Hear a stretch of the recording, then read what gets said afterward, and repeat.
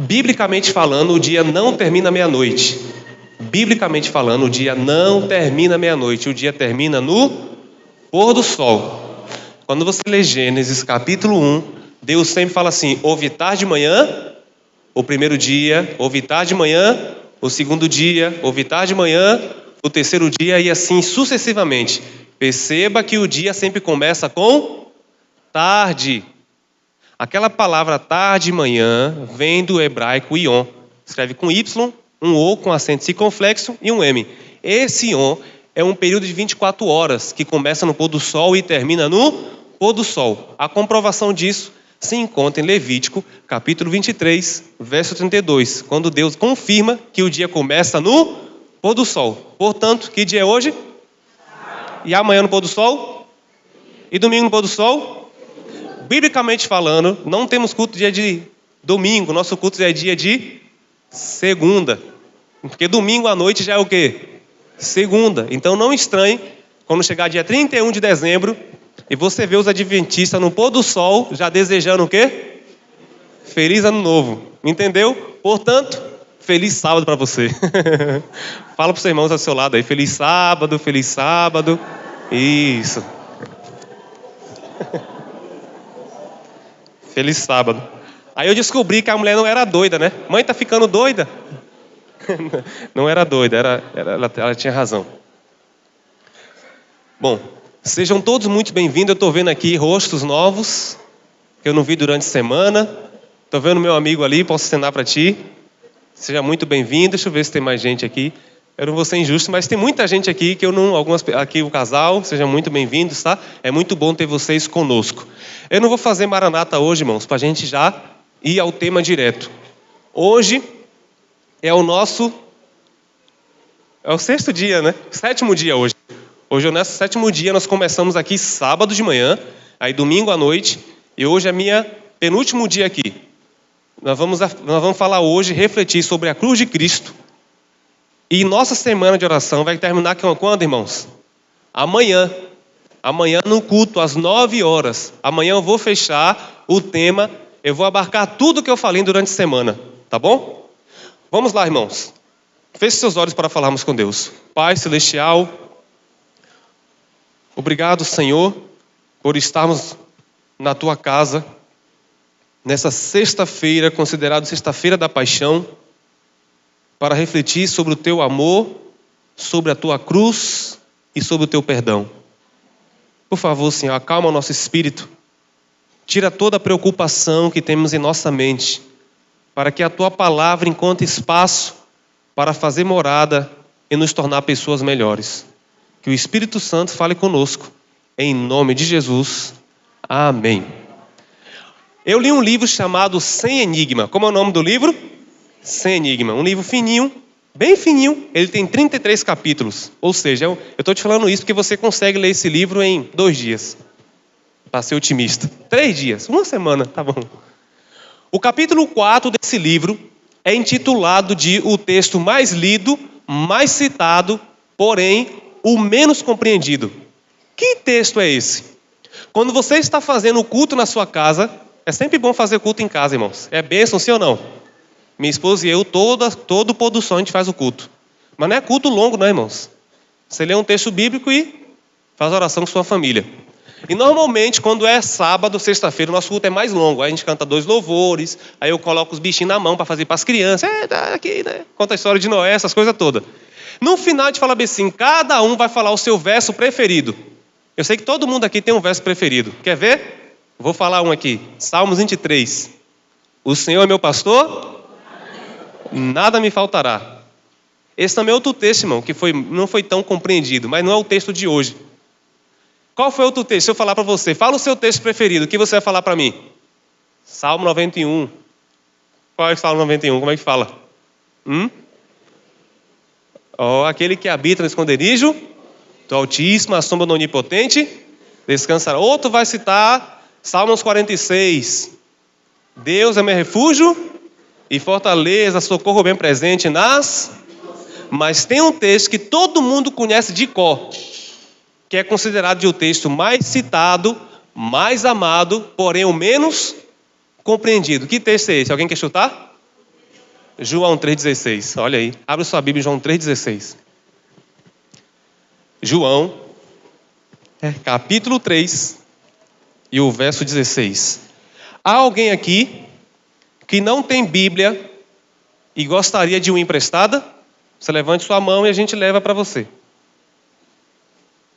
Aqui. 2 Bíblias aqui, os Calebs, por gentileza. Os Calebs vão trazer aqui. Aqui à frente, aqui.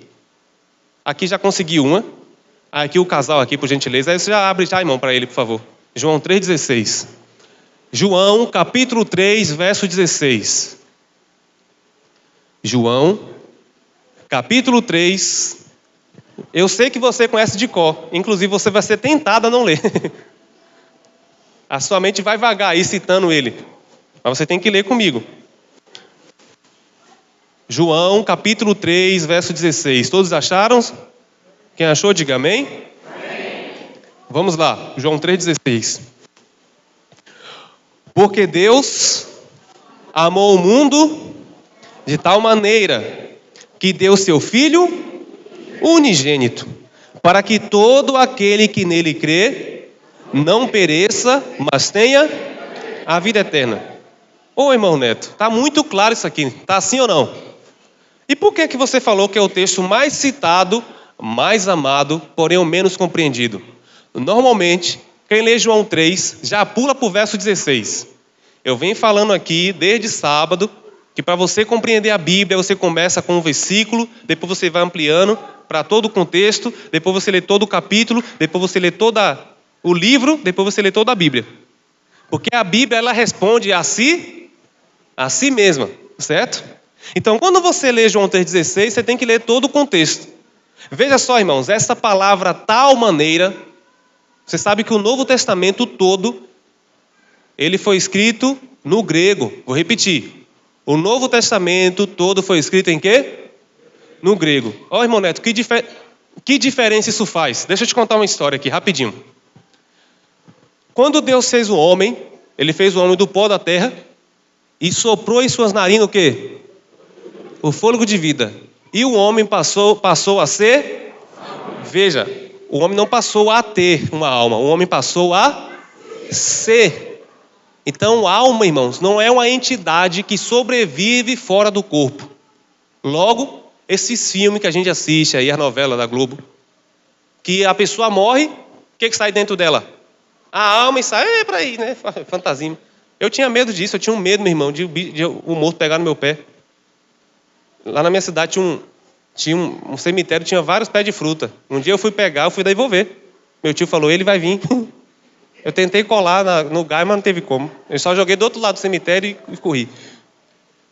Por que eu estou te falando isso, irmão? Porque às vezes a palavra original da Bíblia vai mudar o sentido da palavra.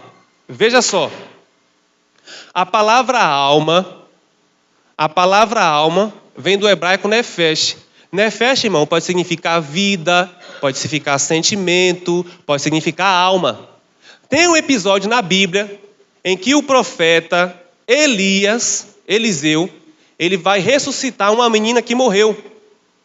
Quando ele vai ressuscitar, ele fala assim, Senhor, que a alma dela entre nela. Então os imortalistas que acham que a alma é entidade, falam, tá vendo, a alma é entidade, não. Lembra que a palavra hebraica, nefesh, pode significar alma e pode significar vida? Qual dos dois ele queria dizer quando ele falou que a alma dela entra nela? Ele quer dizer o quê? A vida. Entendeu? Ah, irmãos, eu não sei o grego e o hebraico. A Bíblia nos dá a luz suficiente. Você não precisa saber disso.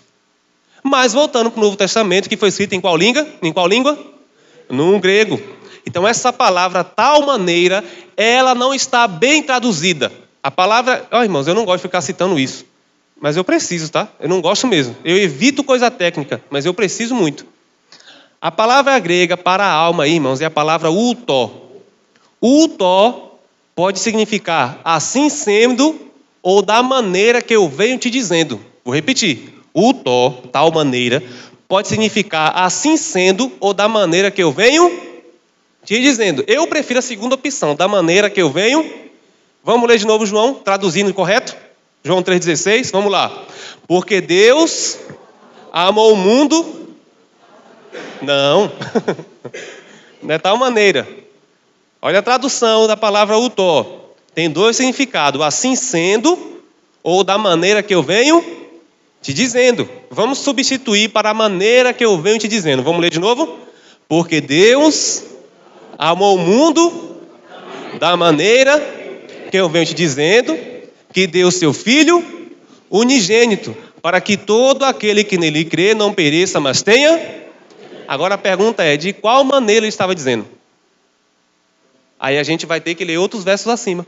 Entendeu como funciona a leitura da Bíblia? Não compreendi. Vamos ler mais alguns versos acima. Leia comigo o verso 14. João 3, 14. E do modo porque Moisés levantou a serpente aonde? Assim importa que o Filho do Homem seja levantado, para que todo aquele que nele crê tenha vida. Agora vem o verso 16, vamos ler traduzindo. Porque Deus amou o mundo como? Da maneira que eu venho te dizendo, ou te falando, que deu o seu Filho unigênito, para que todo aquele que nele crê não pereça, mas tenha. Olha aqui para mim, irmãos.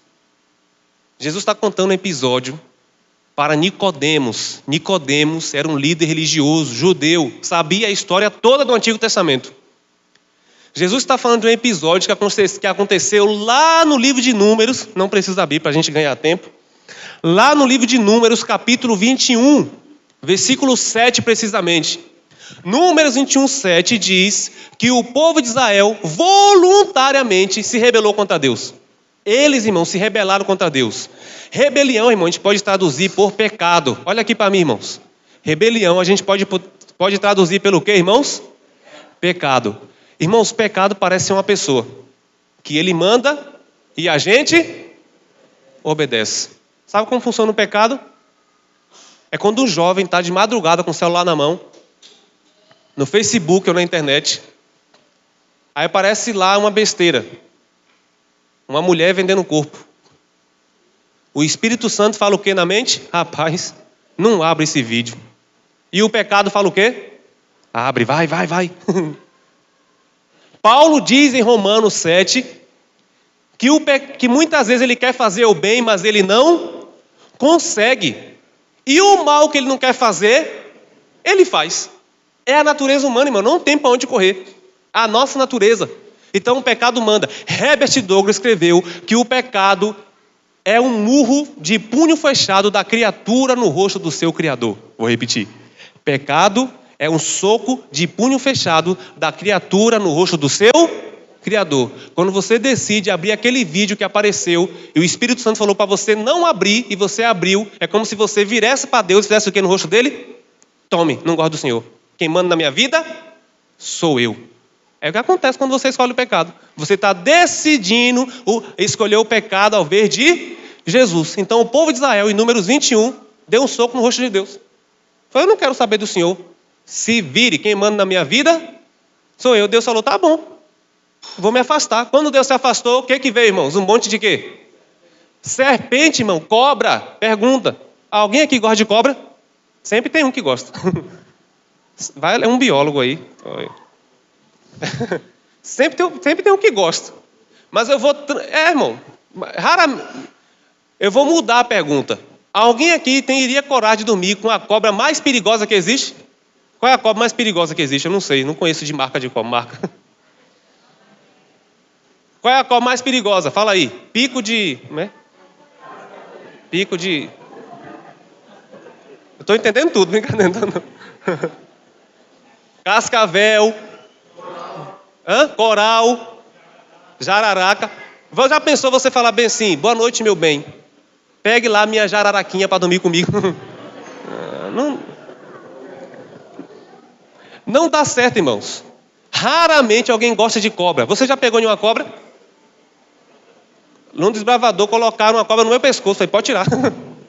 Você já, Você já tocou em uma cobra, irmãos? Como é que ela é? Fala aí. Gelada, como? Irmãos, cobra é tão cobra que Adão e Eva olhou para aquele bicho e falou, você vai se chamar cobra e não cachorro. Cobra é terrível. Todo mundo que vê cobra quer fazer o que com a cobra? Pisar na cabeça e esmagar. É raro, irmãos. Tem uns ou outros, mas é raro. Ainda mais no nosso contexto ocidental, ninguém gosta de cobra. Deus começou a soltar a cobra, irmãos.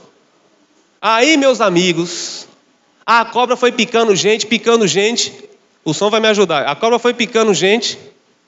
Foi picando, e as pessoas começaram a morrer. As pessoas começaram a morrer, irmãos. À medida que as pessoas começaram a morrer, se coloque nessa cena.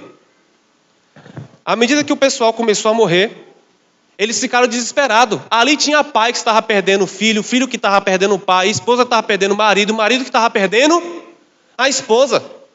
Aí o povo ficou desesperado. Moisés, por favor, ore a Deus para que Deus nos ajude. Qual foi o conselho de Deus? Moisés, faça uma serpente de quê? De bronze. E coloca essa serpente aonde? No madeiro. Aqueles que olharem para a serpente será salvo. Tinha gente que falava bem assim, besteira. Até parece que olhar para uma cobra de bronze vai curar a gente. Morreu. Tem gente que pensa, irmãos, que olhar para Cristo ou seguir a Cristo é besteira. Pensa que é coisa de louco. Crente é tudo doido. Crente não tem felicidade. É difícil achar gente mais feliz do que irmãos? Do que crente. Difícil. Isso é coisa de besteira. Eu prefiro ficar no mundo. O que acontece? Moisés levantou a serpente. Aqueles que olharam para a serpente eram curados. Agora olha para mim, irmãos. Assim como a serpente é desprezada, é rejeitada, Cristo seria tratado da mesma forma. Da mesma forma ele seria tratado. Jesus foi aquele que era exaltado no céu. Ele largou sua exaltação para ser humilhado. Ele era aquele que era servido. Deixou de ser servido para servir. Ele é aquele, irmãos, que sempre foi bonito. Mas aqui na terra, ele era sem aparência e nem formosura. Jesus vai vir, irmãos, para ser rejeitado pelos seus. Ele foi rejeitado pelos líderes da sua época.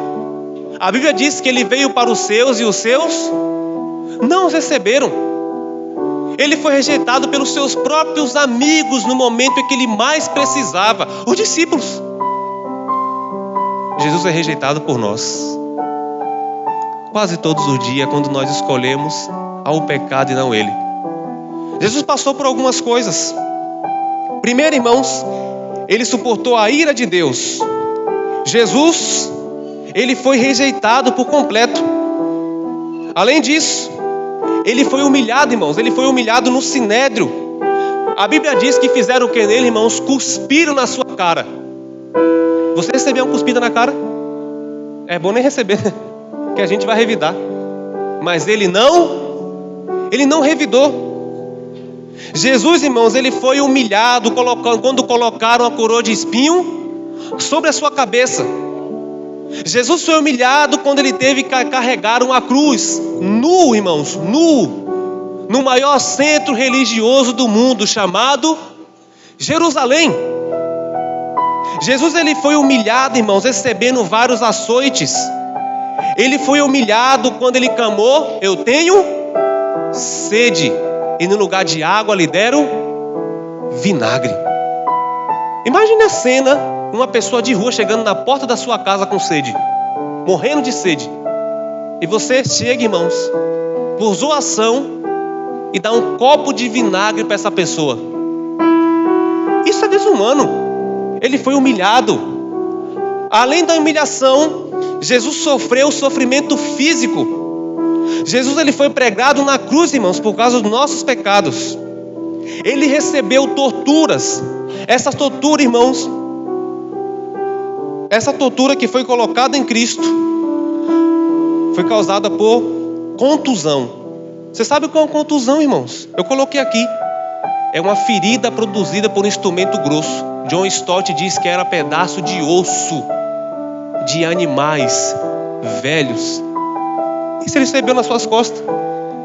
Jesus também recebeu laceração. Sabe o que é isso? É mesmo que você pegar uma gilete e com força sair rasgando as costas de uma pessoa. Se a pessoa puder fazer nada. Jesus recebeu penetração, irmão, na sua pele. Trata de um ferimento profundo causado por equipamento pontiagudo. Ele recebeu também incisão, que é um corte produzido por um instrumento usado pelos soldados romanos. O corte foi tão profundo que Tomé se sentiu tocado quando ele viu aquele profundo corte. Além disso, Jesus também, irmãos, ele sofreu abalo psicológico. Sabe por quê, irmãos? O pai lhe abandonou por um momento. Jesus ficou só. Sabe por que o pai fez isso? Porque Jesus estava recebendo sobre ele, irmãos, o pecado de todos nós. Ele não pecou, mas Paulo diz que ele se tornou pecado por nós. Sabe qual é a cena? É Deus tirando de Jesus a glória dele e colocando sobre Jesus o pecado de toda a humanidade. Você já passou por angústia?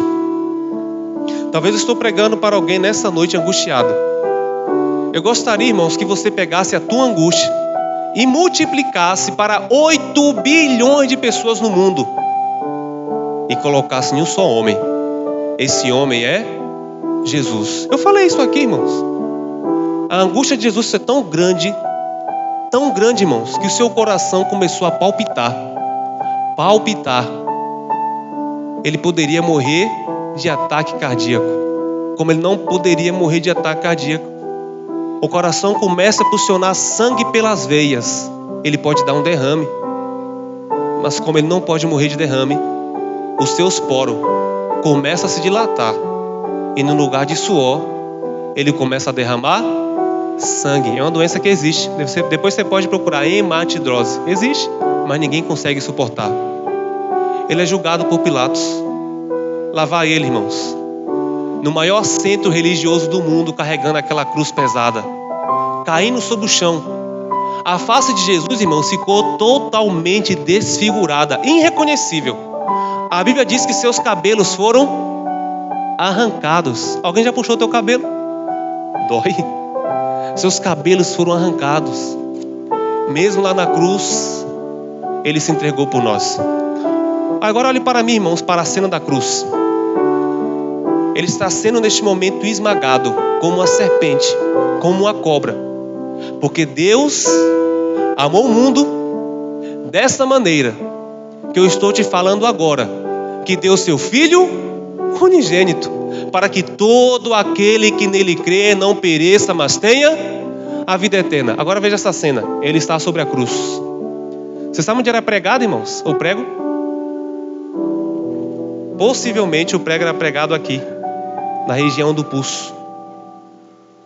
Essa região fazia com que a pessoa não perdesse a vida imediatamente. Ele ficou pendurado aqui. As pessoas falam que o prego foi colocado na frente do pé de Jesus, né? Não é na frente, irmãos. É no calcanhar. Ele ficou no calcanhar. Agora tente imaginar essa cena. Ele estava preso sobre o seu corpo. O que, irmãos, dificultava na hora dele respirar. Ele ficava... É a cena. Ele não consegue respirar. Esse suspiro de Jesus me lembra, sabe o quê? John Newton. John Newton, comerciante de escravo. Ele estava indo para os Estados Unidos da América com seu navio carregado de escravos para prender, vender e maltratar. À medida que ele foi levando os escravos, sabe o que os escravos fizeram? Começaram a cantar. John Newton desce até o porão onde estavam os escravos e começa a bater neles. E fala bem assim: vocês não é para cantar no meu navio. John Newton sobe. Os escravos, como Cristo, difícil para respirar, ao invés de cantar, eles começam a sussurrar. Você sabe qual era o sussurro? Era esse.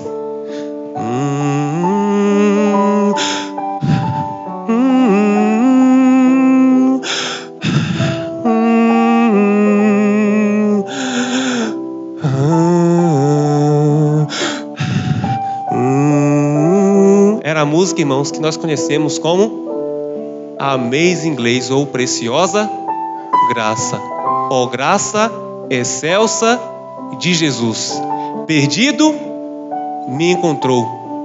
Quando chega no final da viagem, John Newton havia se convertido para a honra e glória de Deus. Na cruz, ele está pendurado.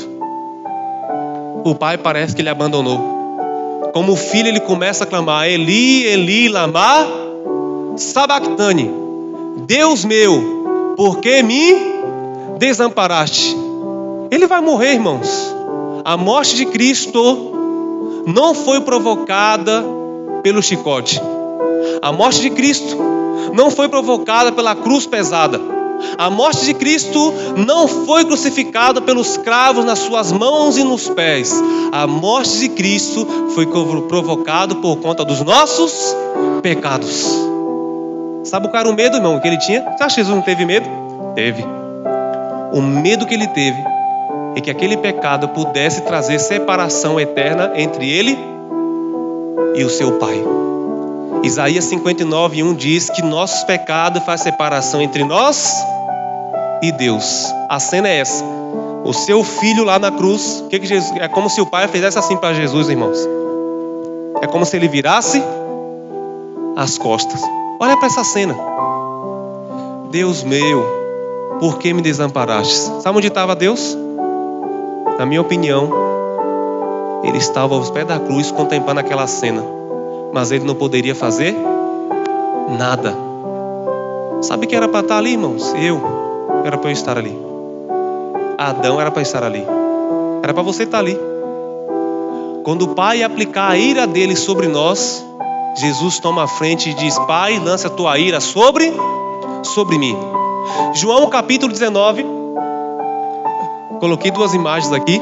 João capítulo 19 diz que por um momento Jesus teve sede. Existe um site, irmão, chamado História com Café. É de um rapaz lá de São Paulo que eu conheço. História com Café. Quando Jesus teve sede, ele falou bem assim: por favor, me dá um pouco de quê? De água. Você está vendo isso aqui? Você está vendo isso aqui, irmãos? O site História com Café diz que aqui é um banheiro. Tá dando para enxergar? Sim ou não? Isso aqui é um banheiro romano. Tá vendo aqui um banheiro romano? Era muito comum naquela época as pessoas irem para o banheiro bater papo. Hoje não é comum, né? Vamos ali no banheiro bater um papo, não dá certo. As pessoas iam para o banheiro bater papo. Aqui, irmão, você está vendo isso aqui? A água corria por aqui. Você está vendo isso aqui na mão do homem? É uma esponja. Ele passava a esponja aqui e se limpava. Depois que ele terminava de se limpar, ele colocava a esponja dentro desse vaso aqui, irmãos. Isso aqui é um vaso de quê? De vinagre. Esse vinagre era usado para matar a bactéria dessa esponja, que era o papel higiênico da época, para que outro depois pudesse usar. Quando Jesus teve sede, ele pediu água. Põe a próxima cena, próxima imagem. A Bíblia diz em João, capítulo 19, que alguém pegou um caniço, colocou na esponja, tirou da onde, irmãos? Do vinagre e colocou na boca do Filho de Deus. Ou seja, a humilhação foi tanta que a água que lhe deram foi numa esponja que era usada como papel higiênico. É muita humilhação, irmãos. Mas o pensamento dele o tempo todo ecoava: eu vou até o fim, porque eu vou levar os meus filhos de fragoso para morar comigo eternamente nas mansões celestes. Porque Deus amou o mundo dessa maneira que eu estou te falando agora, que deu seu Filho unigênito, para que todo aquele que nele crê não pereça, mas tenha a vida eterna. Jesus poderia cruzar os seus braços e deixar a humanidade perecer, mas seu amor foi maior que a sua razão, pois reconhece que sem Ele nossa vida é um mal sem solução.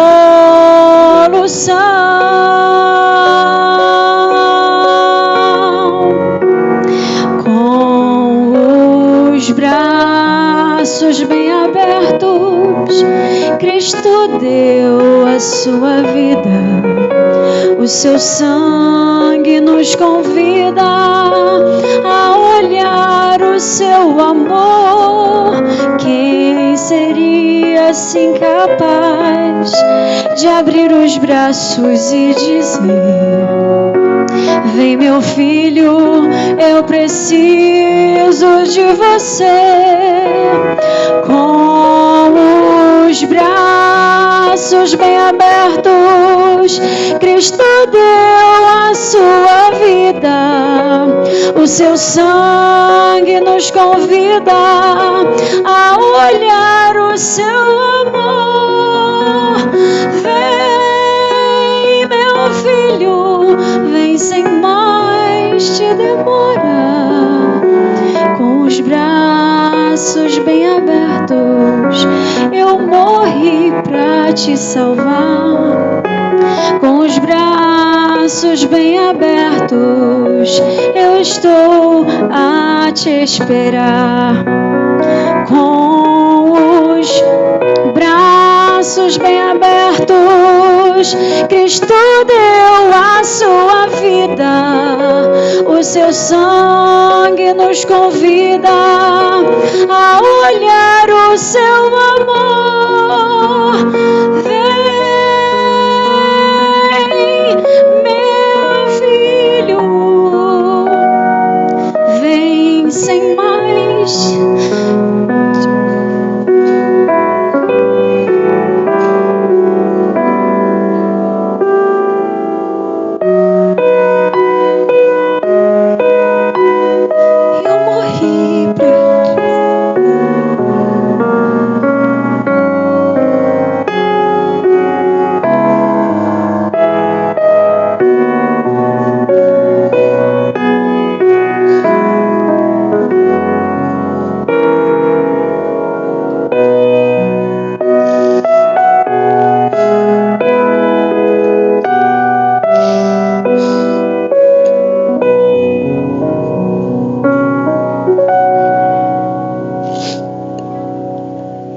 Não foi aquela sexta-feira, não foi uma sexta-feira comum, né, irmãos? Não foi. Era a pandemia, né? Várias pessoas passando necessidade. As almas estavam angustiadas, irmãos, preocupadas. Eu estava no meu escritório, lendo a palavra e meditando em algum livro. A minha esposa estava dormindo, era sábado à tarde. Eu me deparei com o texto mais lindo que eu já li em toda a minha vida, de todos os livros que eu já li. Esse livro dizia: todo o amor paternal que veio de geração em geração, através do coração humano, e toda a fonte de ternura que se abriu na alma do homem, não passa de tênue riacho, em comparação com o ilimitado oceano, quando postos ao lado do infinito e inesgotável amor de Deus. A língua não pode exprimir, nem a pena é capaz de o descrever. Pode-se meditar nele todos os dias de nossa vida. Pode-se esquadrinhar diligentemente as Escrituras a fim de compreendê-lo. Pode-se reunir toda a faculdade e poder a nós concedido por Deus, no esforço de compreender o amor e a compaixão do Pai Celeste. E todavia, existe ainda o infinito para além. Pode-se estudar por século esse amor. Não obstante, jamais se poderá compreender plenamente a extensão, a largura e a profundidade e a altura do amor de Deus em dar o seu Filho para morrer pelo mundo. A autora termina dizendo: a própria eternidade nunca o poderá bem revelar. é muito amor. Não menos quando chegar no céu, porque nós estaremos lá, nós não vamos compreender plenamente o amor de Deus. Uma eternidade vai ser pouco demais. Quando eu li isso, eu começo a chorar. A minha esposa sai do quarto. A pergunta que ela faz é: quem morreu? Pandemia? Eu falei: morreu, mas já ressuscitou. E hoje ele vive pelo século dos séculos. Quando João chega no céu, em Apocalipse 5, que ele vê o trono vazio, João começa a chorar. Você sabe por que João chorou? Ele chora de desespero, porque quando ele não viu ninguém no trono, ele pensa assim: o Pai não aceitou o sacrifício. Sabe por quê? Porque um rei, antes de tomar posse, ele passava pelo templo, passava pelos portões e depois era entronizado no trono. Essa cena de Apocalipse 5, quando João vai lá, Jesus estava fazendo esse processo. Então não tinha ninguém no trono ainda. Então João treme, irmãos, e começa a chorar pensando: será que o Pai não aceitou o sacrifício? Será que a gente vai perder para sempre a salvação? Será que a humanidade será destruída para sempre? Mas há uma voz muito calma que dizia: não chore, porque o leão da tribo de Judá e a raiz de Davi, ele morreu e venceu. Jesus venceu, irmãos. É as marcas de Cristo. Eu olho para essa cruz. Não é um símbolo. E quando eu olho para essa cruz, eu penso: eu sou amado por Deus. Você é amado, irmãos. Não deixa nada te tornar pequeno para aquele que te tornou grande. Jesus suportou os cravos nas mãos para perdoar os nossos pecados cometidos por obras. Ele suportou uma coroa de espinho na sua cabeça para perdoar os nossos pecados cometidos por pensamento. Ele teve as suas vestes rasgadas para que pudéssemos ter umas vestes brancas no reino celestial. E ele suportou a coroa de espinho para que com as suas próprias mãos ele possa colocar sobre a tua cabeça a coroa de vitória. Jesus vai ver os frutos do seu trabalho. Isaías fala isso. E sabe o que é um fruto do seu trabalho? Eu estou olhando agora para você. Você é o fruto do trabalho do Senhor Jesus. Ele não vai te perder por nada. Não quer você aceitar as marcas de Cristo? Essa é a minha última noite de apelo. Eu não posso sair daqui sem orar por você. Com os braços bem abertos. Ele morreu para te salvar.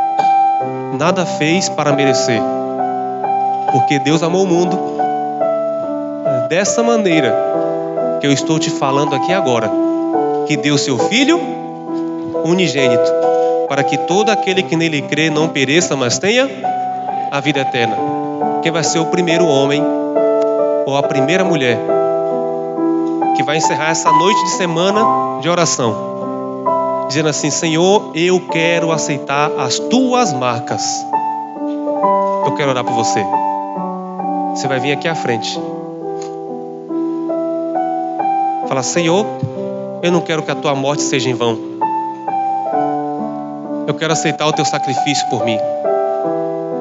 Eu não quero mais, Senhor, essa vida. Eu fui longe demais. Por favor, Jesus, perdoa meus pecados, apaga as minhas transgressões, escreve, ó Jesus, o meu nome no livro da vida. Eu quero participar da festa, das bodas do Cordeiro. Deus está te chamando, o Senhor está te convidando. Hoje é noite de salvação. Se ouvides a sua voz, não endureçais o vosso coração. Tem espaço. O Senhor está te convidando. O Senhor está te chamando.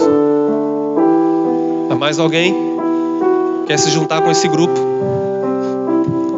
O Senhor está te convidando. O Senhor está te chamando. Amém. Amém. Amém. Irmãos, ano passado, quando eu recebi a notícia, sua semana de oração vai ser no Rio de Janeiro. Eu não sabia a igreja que eu ia pregar. Eu não sabia o povo que eu iria conhecer. Eu só bati o joelho no chão e falei: Senhor, o Rio de Janeiro é muito bonito. Povo bom, povo animado. Mas eu não quero que seja mais uma semana. Eu quero que seja uma semana diferente. Eu quero que o Senhor me use para salvar vidas. Quando entrei nessa igreja no sábado, eu já conheci a primeira pessoa com a qual conheci várias, mas a primeira pessoa que me contou uma história extraordinária, que foi a Cláudia. A partir daquele momento, irmãos, eu comecei a orar por cada um de vocês. Às vezes não sabia o nome, mas eu falava: Senhor, abençoa essas pessoas. Essa é minha última noite aqui, dessa semana. Por isso que eu te chamei aqui à frente. Eu quero entregar a tua vida na mão do Senhor. Amanhã a gente vai ter um lindo batismo. Pessoas já estão se entregando na mão do Senhor. Ainda há tempo. Se você falar: irmão Neto, eu fui longe demais, mas eu sei da palavra, eu conheci a Cristo, eu quero voltar. Amanhã a gente vai estar aqui te esperando. Né, irmão Jorge? Tem pastor, tem igreja, tem tanque. Eu espero que tenha água. Tem água. Mas eu não posso sair daqui sem falar umas palavras. Eu não te conheço, irmã. Eu não te conheço. Mas enquanto eu pregava, enquanto ela cantava, o Senhor falou teu coração, não foi? Você é uma mulher sensível à palavra de Deus. Eu não sei onde você estaria hoje, onde vocês estariam hoje, mas o Senhor os trouxe aqui. Ele os ama demais. O teu lugar, irmão, você pode esquecer de tudo que eu preguei aqui, mas lembre-se disso: o teu lugar e o teu lugar está reservado lá no céu pelo nosso Mestre Jesus. A morte dele não foi em vão. Não foi em vão. Ele não vai desistir de vocês, como nunca desistiu. Ele sempre estará ao lado de vocês. Então se prepare para muito em breve estar aos braços do Pai. A senhora também, você também, meu amigo. Deus te trouxe aqui. Carlos, Deus te trouxe aqui, meu amigo. Ele tem um amor muito grande por ti. Sei que você acredita em Deus, confia em Deus. Obrigado por ter vindo. Eu vou a partir de hoje orar pelo Carlos, para que Deus continue abençoando a tua vida e preparando a tua vida e o teu coração, assim como o meu, para que em breve você possa estar com ele também lá no céu. Todos vocês, senhora também, todos vocês, eu vou orar por vocês. Feche seus olhos. Pai Celestial, nós estamos aqui diante da tua gloriosa presença. Como é bom estar diante dos teus pés. Ó Senhor, o Senhor não merecia estar na cruz, né? Era pra gente estar lá.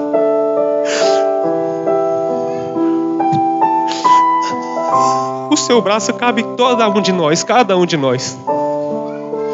Mas nós somos tão miseráveis, tão pobres e pecadores. Tem misericórdia de nós, Jesus, e nos purifica de todos os nossos pecados. Aqui está o teu povo. Tem pessoas aqui tristes, Senhor. Tem pessoas angustiadas. Tem casamentos sendo arruinados. Tem jovens sendo assassinados. Tem pessoas passando fome. Por favor, Senhor, venha com teu reino e salve cada um de nós. Que essas pessoas que vieram aqui à frente, eu oro por elas, pelo Carlos, por cada pessoa que veio aqui, Senhor, conduzida pelo teu Espírito. Abrace essas pessoas com teu braço poderoso, para que eles possam sentir a paz que só o Senhor pode dar. E ao saírem daqui, Senhor, que eles saiam com a certeza de que é amado e amada pelo Senhor, e que o Senhor muito em breve virá buscá-los, para que juntos possamos viver eternamente ao teu lado. Abençoe esta congregação. Toma-nos em tuas mãos. São bênçãos que nós te pedimos, em nome de Jesus. Amém.